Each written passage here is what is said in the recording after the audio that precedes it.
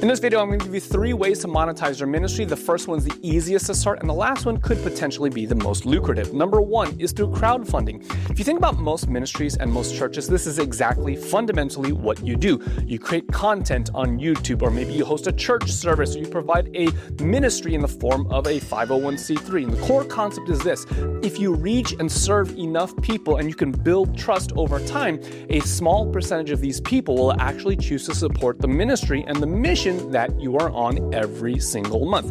Now, if you have a large audience, this works great because people can participate for as little as $0 a month, or $5 a month, or $100 a month, or if you're really diehard, you can actually even contribute a full tithe, if not much more.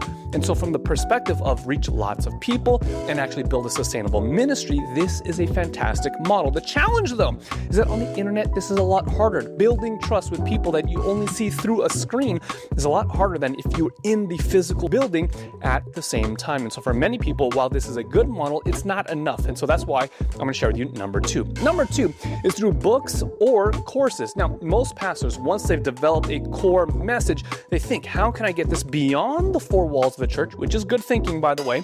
And most of the time they think about books or online courses. This is a favorite way for most ministries to be able to share their message abroad and actually legitimize the charging. Why? Because for many people, the idea of putting a sermon behind a paywall feels a little bit weird, feels a little bit icky. But when you put it in a book format, we all understand printing a book, shipping a book, writing the book takes time, energy, and money. And so in the form of a course or a book, this makes a lot more sense. The problem with this model is that when you sell a book for $20, many people don't realize that you're barely making a couple dollars in profit. Printing costs, shipping fees, setting up a designer and a website, and all the marketing basically means that you're lucky if you break even. So many pastors realize that number 2 isn't really a viable strategy. And that's why number 3, I love coaching the most.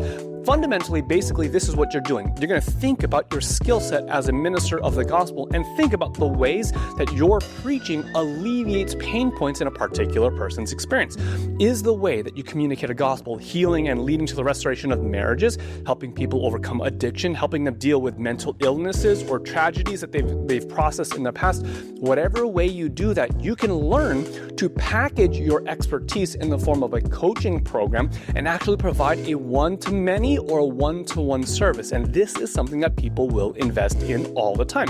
Think about that couple whose marriage is on the rocks and maybe they don't attend a church. And so if they're in the market of trying to find an expert who's going to help them, they often turn to marriage and family therapists in the marketplace.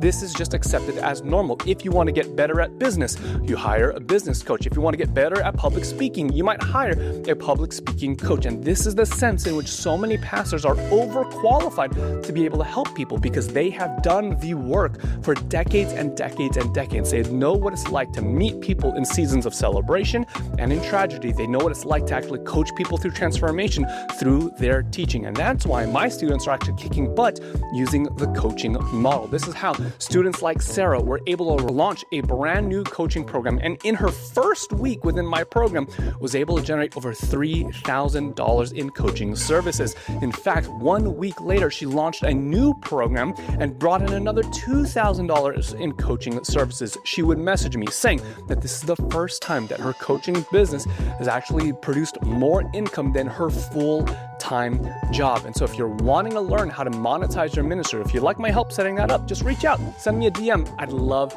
to help you. But for now, realize that there's at least 3 models to monetize your ministry: crowdfunding, courses or books, and coaching services.